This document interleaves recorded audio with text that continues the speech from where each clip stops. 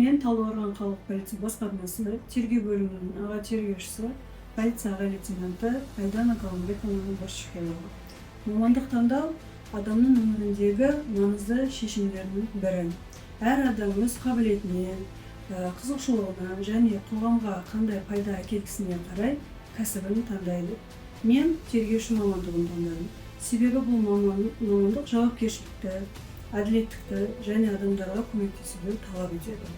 Тергеуші қылмыстарды ашуға, заң бұзушылықтардың себептерін анықтауға және кінәлі адамдардың заң алдында жауап беруін қамтамасыз етуге үлес қосатын маман.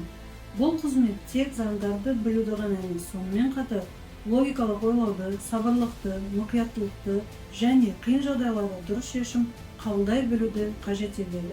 Бұл мамандықты таңдауыма құқық саласында деген қызығушылығым және мемлекетке, қоғамға пайда келтіруге деген ұмтылысым себеп болды. Тергеуші болу үлкен сенім мен жауапкершілікті талап ететін қызмет. Мен тергеуші мамандығын таңдадым. Себебі бұл тек қызмет емес, адамдардың құқығы мен әділеттілігін қорғауға мүмкіндік беретін маңызды өмірлік жол.